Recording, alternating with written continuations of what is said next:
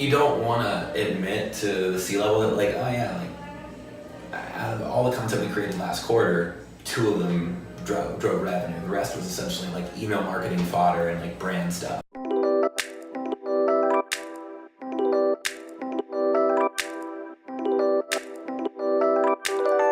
What's up, everyone? Welcome to another episode of Demand Gen Chat. I am your host, Emil, and today I got to sit down with John-Henry, who is the owner of Growth Plays, which is a B2B consultancy focused on lead gen. If you don't know John-Henry, he's previously helped companies like WP Engine, Zenefits, and DocSend all significantly grow their inbound marketing. So he's a smart guy, has a lot of wisdom to share.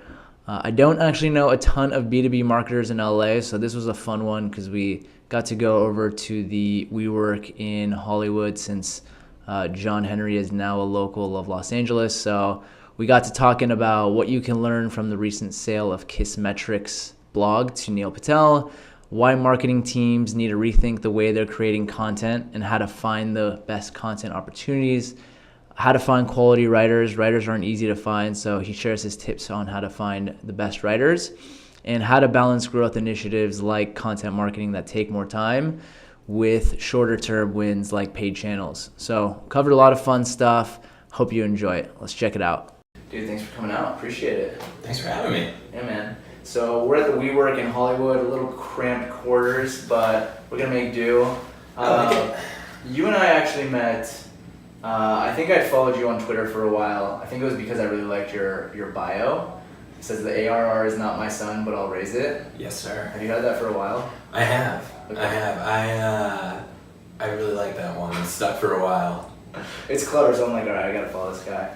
And then I think you like posted something about your dog, and I responded to that. Anyway, beautiful friendship formed, and I found out you actually live in LA, which is so rare to find another B2B marketer living in LA. Yeah, there's a few of us here. It seems like with like the people, like a lot of folks on like crypto in LA. Oh yeah. And fashion, e-commerce, but just the B2B stuff. There's like 6 of us doing it. I know. Yeah. Exactly. So I knew I had to talk to you. Thanks again for joining. I want to talk about a recent tweet you put out that got a lot of traction. I loved it. You talk about how everyone's really for so long everyone's focused on creating content to really drive traffic, and you know what, I'm gonna let you just take it over. Yeah, well, I think just to give the tweet some context, what really set the tweet off was a company called Kissmetrics recently sold all of their content to an online marketer named Neil Patel. And as someone who's done a lot of competitive analysis, so that's really where the focus of like a lot of the work I started as I look at the competitive landscape and kind of model after that. Yeah. Kissmetrics was in every competitive analysis or any MarTech company I ever did. They wrote about everything under the sun and had a gigantic volume of content. Yeah. But if they sold all that content, it probably tells you that the ROI just wasn't there, and they publicly said as much on Twitter. And that really kind of said like the model of their content was outdated. And writing about everything under the sun is sort of like the SEO of yesteryear, where you were just creating anything to get traffic, get that email, get them into a demand gen flow, and search them to a webinar, get them in a demo. And I just don't really think that's going to work anymore. Like we were talking about this at a lunch a few weeks ago. It's like you can only hit people so many times with offers and emails. They just don't want the product. They don't want the product. So I think really the where B2B content is going is on really deep focus about your core offering, its values, its benefits, and the workflows that it supports. Mm-hmm. And really sticking to your topic and owning it outright instead of trying to get a really big blanket of what I would call like thinner content, like a tips post or a really basic template or something like that, and then just like kind of hitting that one and done blog post. Really creating entire libraries about singular ideas, whether it's setting meetings or really any type of offering, really focusing on the library to hit every type of question, every type of user intent, and really mapping that to the purchase process or the buyer's journey. That's where I think content's going. It used to really just be about grabbing an email, but I think because people do so much research online, that if we're not at every step of the conversation, we're gonna get left out, and they're gonna go to a third-party site and start looking at different reviews, getting different ideas of what they need out of a product. So really being present for every step of the purchase journey ensures that you are going to be able to influence prospects to buy in a way that supports your product, right, or to align their purchase priorities around like your offering. Yeah. So yeah, I think like the get a lot of links, a lot of page views that don't necessarily generate demos that have high bounce rates. Like I think that's going to be less of a priority. Yeah. But yeah, that's where I see things going. A little bit of a ramble, but that's good. Who I think does this really, really well is Ahrefs. They create content and they talk like literally within a post, right? They're talking about SEO. They talk about how their tool helps SEOs do SEO better. Mm-hmm. I love that. Do you have any other like examples of people doing this really well? I think Drift really owns the term of conversational marketing. Right. They do that extremely well. Intercom writes entire books about the topics that they try and own. Right. Yeah, like anything around messaging and customer facing stuff. Also, just to give a shout out to a company called Teachable. They are an e-learning platform. They do online courses, extremely strong content. If you are trying to create an online course, have a question about online courses, they've mapped content to every single question, every single problem that someone who's creating a course could have. It is really impressive to see. And now they rank for every sort of head term and like large topic around like online courses or what is an online course. It's like paid off in spades for them. That's awesome. So why do you think so many people focus on, you and I were chatting about this a little bit before we started recording, why are so many people just focused on like traffic as that main metric for themselves when they're focused on like SEO and content? Yeah, I think it's a really good question. I think the analytics are difficult, and especially when you have a really deep understanding of analytics, communicating the nuances between certain metrics and explaining visitor behavior and how people actually buy the product and multi-touch attribution is really complicated. Yeah. So throwing a traffic stat up on the board is really easy. And like I from every site that I've worked with, generally the 80-20 rule is 20% of the pages drive 80% of the demos. Right. So yeah. So it's you don't want to admit to the C-level that like, oh yeah, like out of all the content we created last quarter, 2 of them drove revenue. The rest was essentially like email marketing fodder and like brand stuff. Right. So it's tough to really like when you get down to brass tacks, being like these 15 pages drive value, these 1,000 don't. Yeah.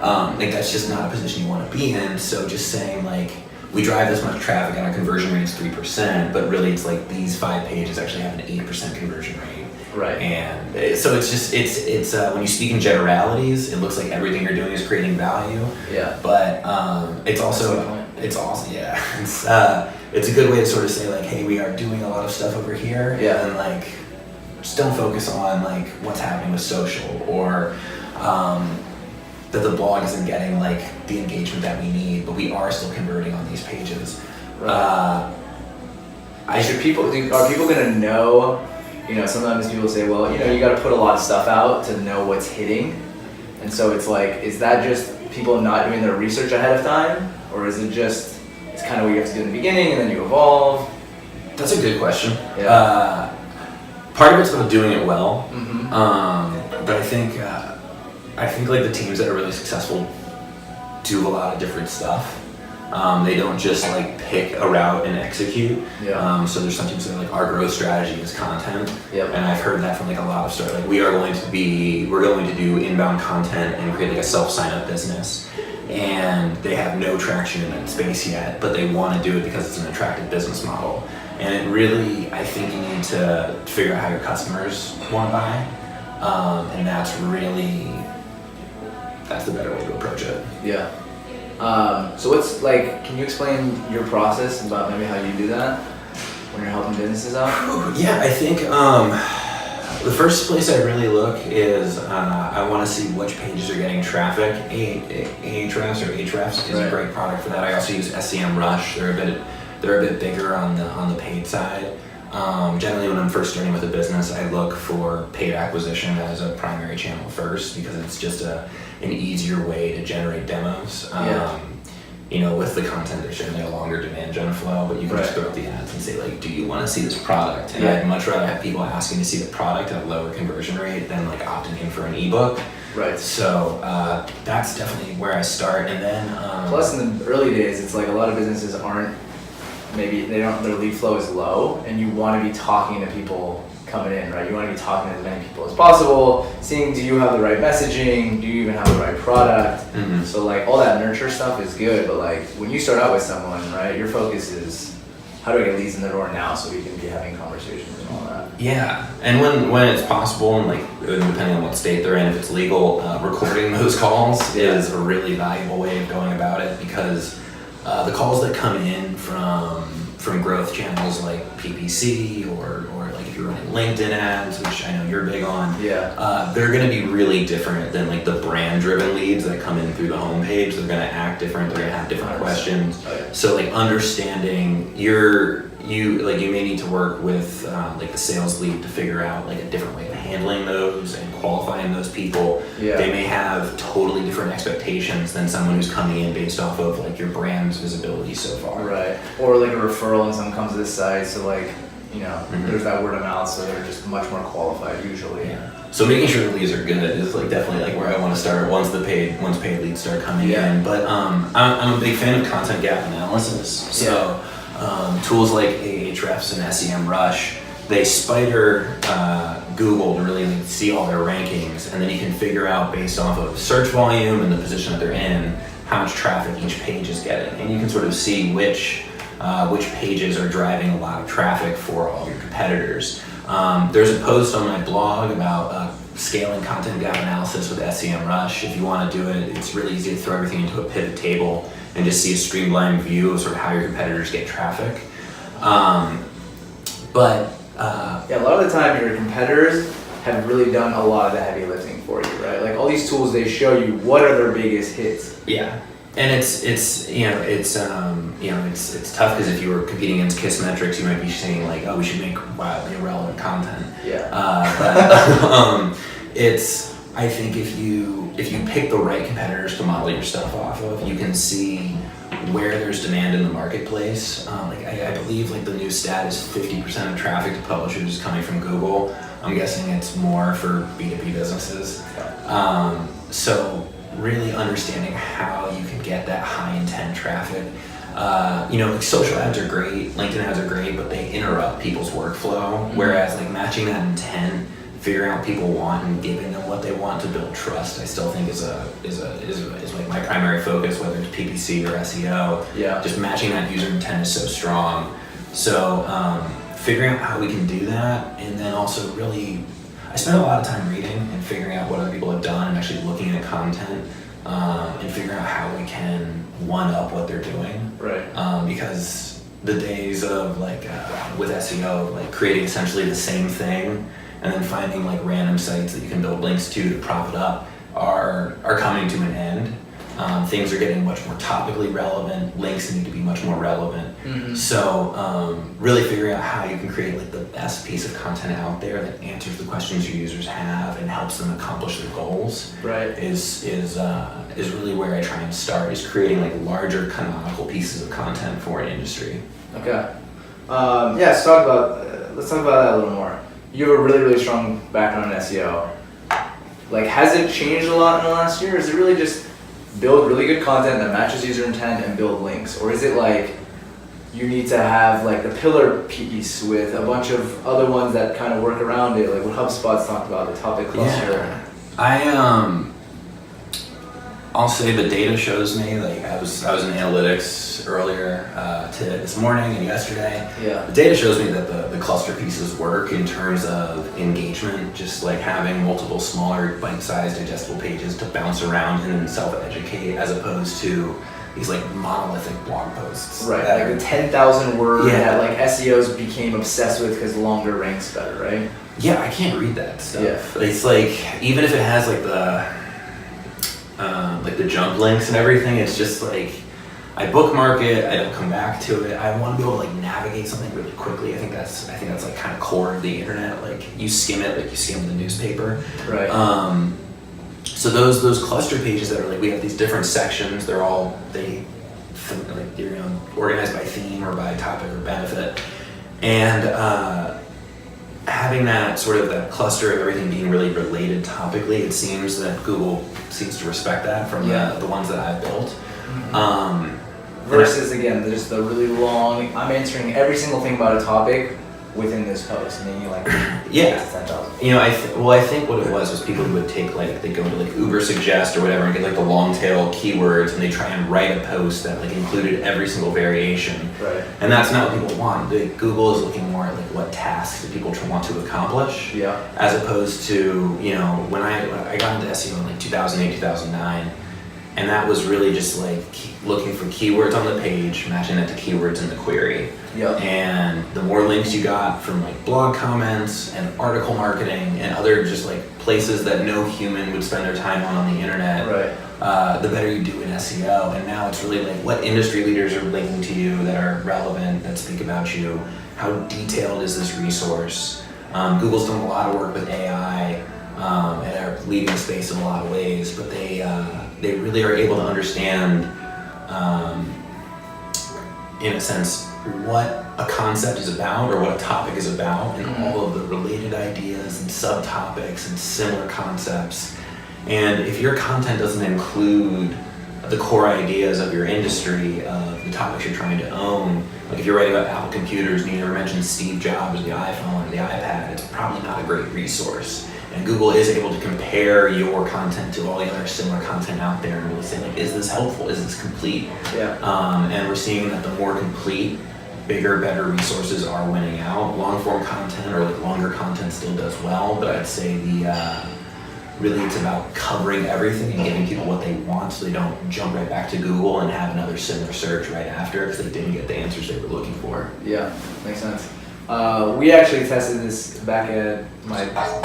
That's your water, sorry. Oh, dude. Enjoy.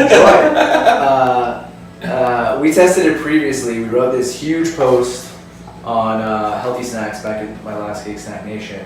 Drove a lot of links to that one, right, the pillar, and then we worked on a lot of the content around it, like healthy snacks with protein, healthy snacks on the go, all these things, and linked it within that one. And because we owned the topic and we had all these clusters, like all those cluster longer tail ones just started ranking naturally without us having to do a bunch of link building.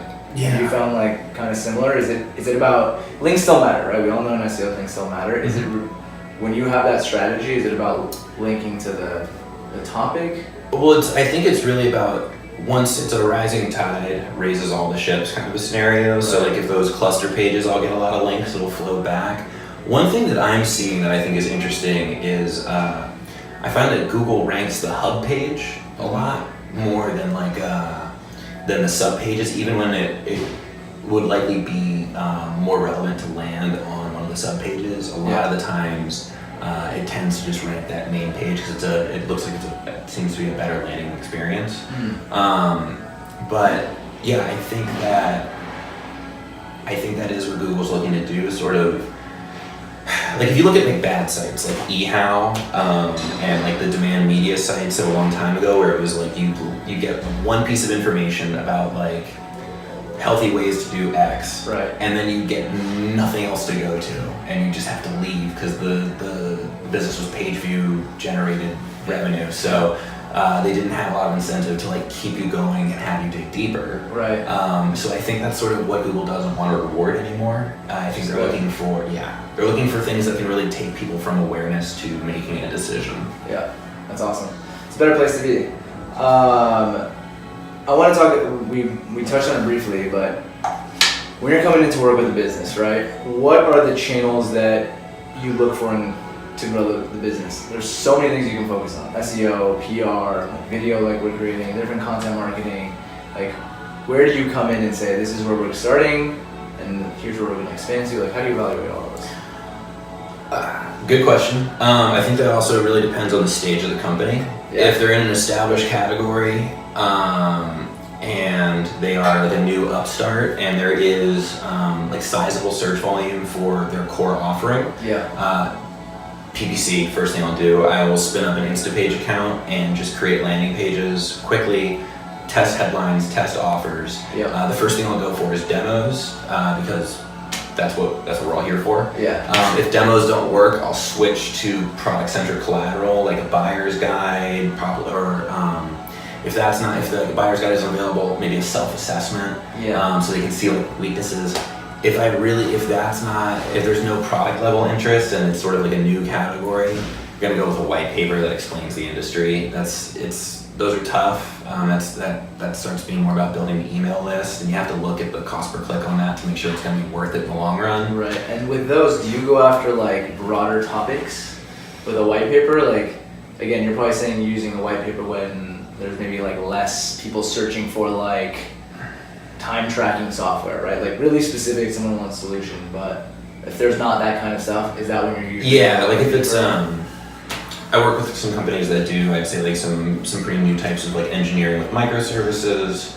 And it's just people are in an educational state right now. They're not even solution aware. So a lot of the times with like newer technology, specifically, like server types of like backend server technology, they want to learn about it before they even hear about what types of offerings are on the market, so they can understand if it's something being worth investigating. That's where I'm at with one client right now. We are able to turn it into demos, luckily, but that's sort of the top of the funnel. And so I would work my way backwards from a paid perspective. Then depending on the content,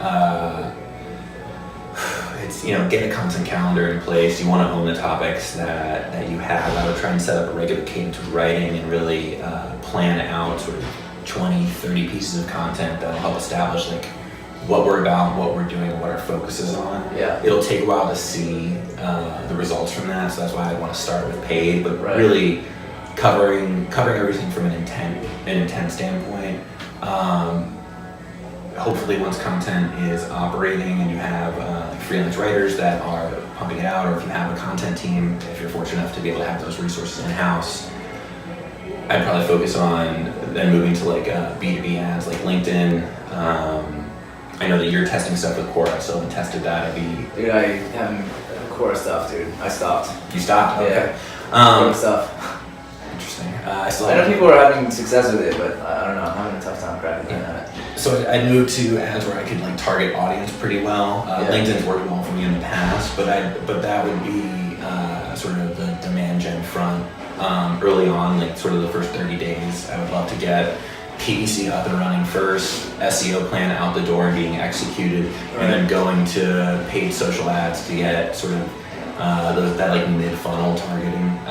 It's tough to get demos out of LinkedIn from what I've seen. I do know some people can do it, but I have a feeling that I probably want to start more mid-funnel just because of the nature of the channel.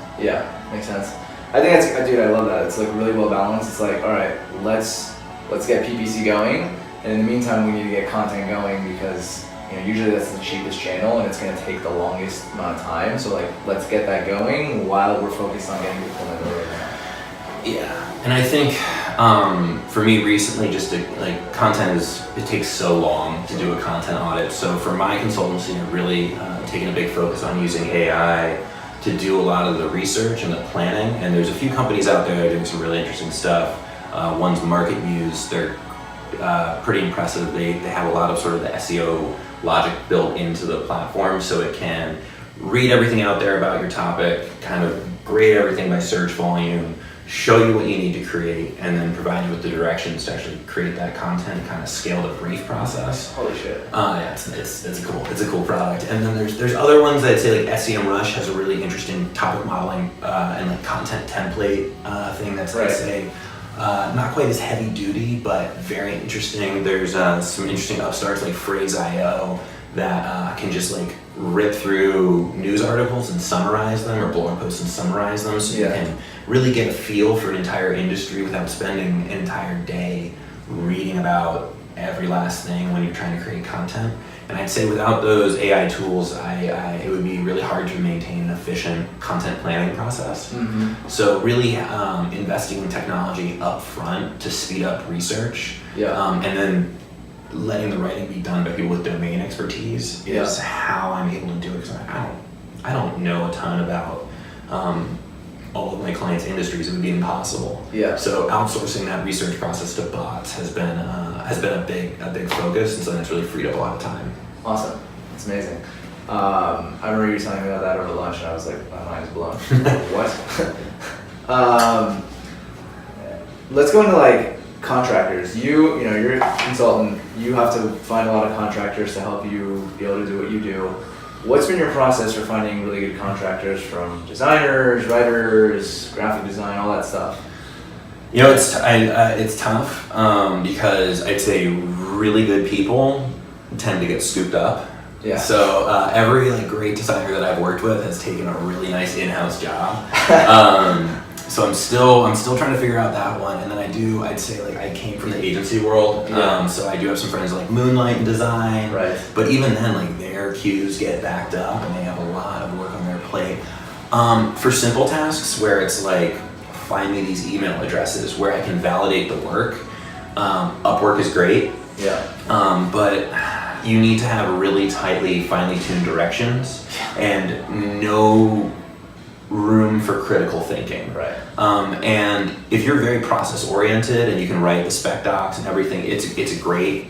And there's even like courses that you can take that train you in how to write better spec docs. But at the end of the day, like, a lot of the work that's being done requires some level of creativity. Yeah. So I tend to, I find people that are, creatives, whether it's like writers in LA or English majors that I meet through my personal network and say, would you want to do some writing? Would you do this? And I try and really find people that have domain expertise. So, in the B2B space, there's tons of people that are like, oh, I love to write. I've been doing HR for 10 years. I would love to make some side cash.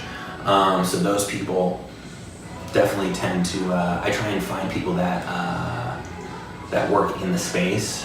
When it comes to creative writing, I have used services like Contently or Upwork to find people that have some domain expertise. Also, just going to all your competitors' sites and seeing who is guest blogging for them, who is writing on their blog, who has the bylines in the space, and finding those people and seeing if they're for hire. Yeah. Maybe they wrote for them like a year ago, and now they're like, it's like, what if you? I don't even know how to talk about this. Because that's tough. I have tried to get people to write about the B2B space who don't have a B2B background. Actually, even just like the sales and marketing space, they did have a B2B background, but the person I'm thinking of specifically came from a support background, and it sounded like they watched Glengarry Glen Ross 5 times, and I was just like, this isn't that accurate. Right. And I think that is the biggest time suck I've had as a marketer, is getting that creative and just being like, this isn't right, and now I need to edit it. And I can't. It's like, how do you outsource editing midway to a project? It's very tough. You'd have to download the entire project to an editor, tell them what you need, and get it from there. So you end up just kind of, it's this sunk cost fallacy, like, I'll just do it. And that's where you end up losing like 8 hours of time trying to resuscitate content that like just doesn't quite pass the mark. Know that feeling well. Yeah, it's not a good feeling. So like I am a bigger fan of looking for domain expertise when it comes to creative or anything that has to connect with an audience. Yeah. And paying more for that. Yeah. But when it comes to finding 500 emails of journalists or whatever, prospects, I will definitely outsource that all the way. I would highly recommend, but double check everything still. I'm always suspicious. Like once you work with a contractor for a long amount of time, you can build that trust, but everything needs to be checked double for those first few runs. Yeah, makes sense. It's good tips. How do you go about finding new growth ideas to test as a marketer? Twitter's great. Just for like giving ideas. There's some great people to follow on Twitter. Any shout outs you want to mention? Nick Eubanks is a really interesting person to follow on Twitter. He does pretty interesting growth experiments. There's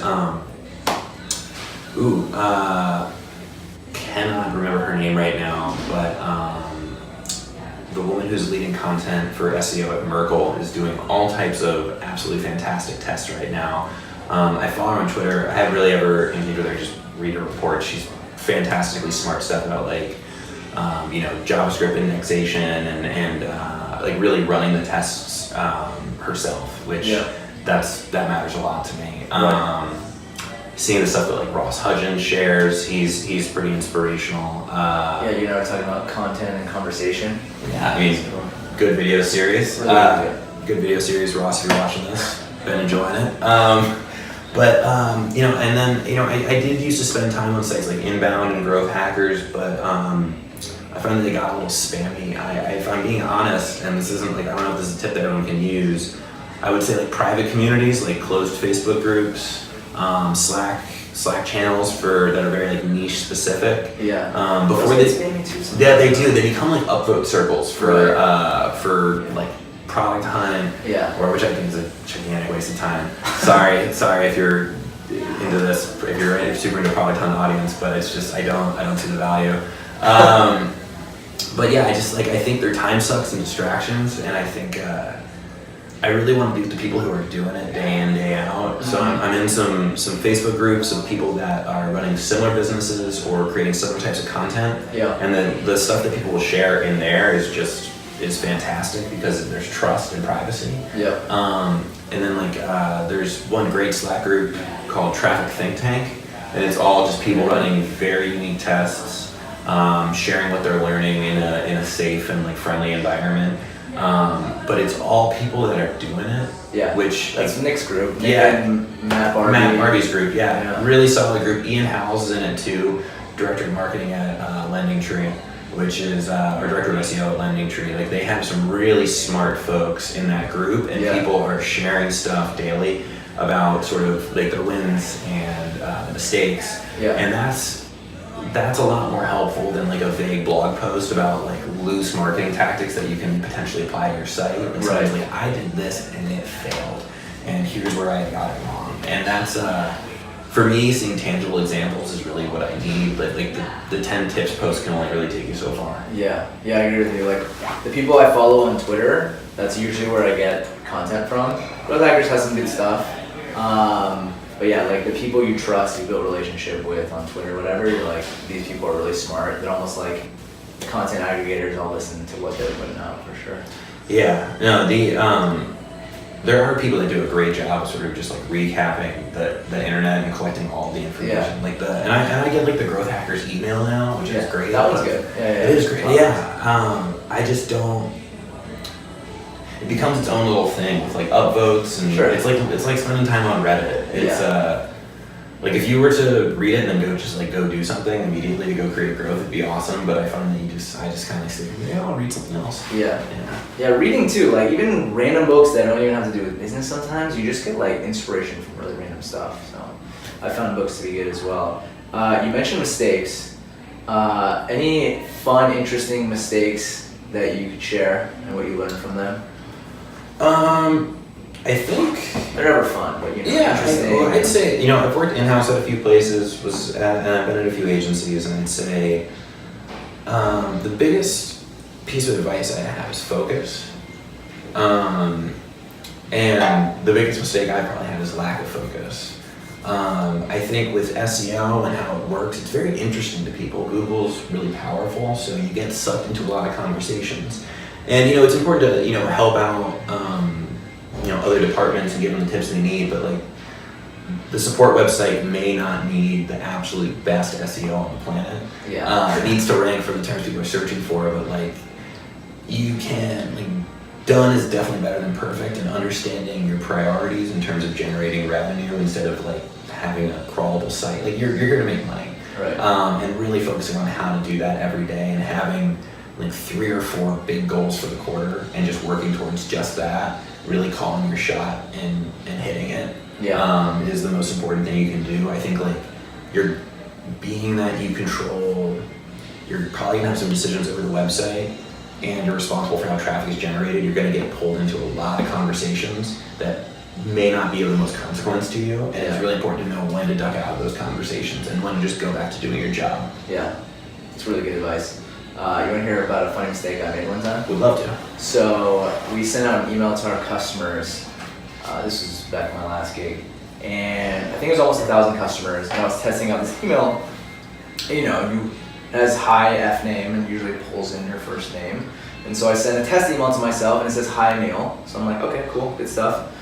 So we sent out this email, and this is when I'm like handling a lot of different things, SEO, email, all these different things. Not an expert in any of them, and realized after sending it that I had sent everyone hi Emil.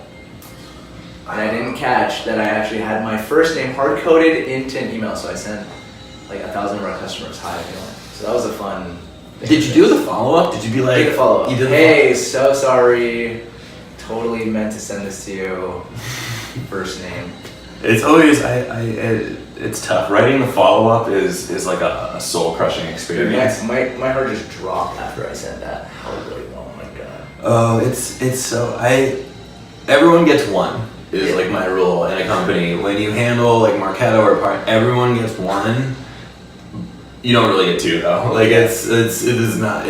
Everyone finds out about it, and it's just so mortifying. Oh yeah, we had a good laugh about it afterwards, but I was mortified for like a good 24 hours. Oh, I mean, I definitely pulled that trigger before. It is. It's scary, dude. With emails, like your customers, you gotta like quadruple check that. Have someone. The thing I learned is have someone else check it too. I don't know how I would have prevented that one because I guess I would have had to send it to like you. So I joined. That's one thing. There is a email marketing program I really like called Autopilot. Okay. And in their like publishing test flow, you can just throw in a random test email and you like send it to this person. Okay. So you can always just fire off a test. And super smart. And so I had like a plus, like JH plus test, and that was coded with like the name was like like Bobby Vindaloo or something like that. Yeah. And so I would always like see the merge factors and like have the company name, so it would merge that in there. Perfect. But it was I wish I had known about that. Yeah, no, it's a really because like testing that stuff is clunky. Yeah. There's not a lot of good workflows for it. I like that Autopilot was like people definitely need this. Yeah, that's really smart. All right, dude, let's wrap it up. Where can people find you? Oh, How man. to connect with you? I'd say like Twitter. I'm JHT Scherck on Twitter. It's a mouthful, but Send dog photos. Yeah. You can keep up with photos of my dog and some thoughts on like B2B growth. I should probably spend more time on LinkedIn, but I don't. I blog a little bit on my blog, but not much. I'd really say like if I have something worth sharing, I'm gonna share it on Twitter. So that's always good. And I'm around the LA scene, so if you're a growth marketer in LA that focuses on B2B, love to meet you. There's unicorns out there. Yeah, unicorns. We would love, come on down. Weather's great. It's much cheaper than San Francisco. Yeah, seriously, I don't know why more of us aren't here. There's a lot of room for growth down in LA, and I feel like there's a wave of it coming. So I'm excited to be here for it. Right. What about your website? What can people find you? JHTShirk.com or growthplays.com. Growthplays is more just like a lander, but I do blog at JHT Scherck. I've written a lot about sort of how to use Excel and SEM Rush to scale content analysis. So if you want to give that a look, be thrilled. All right.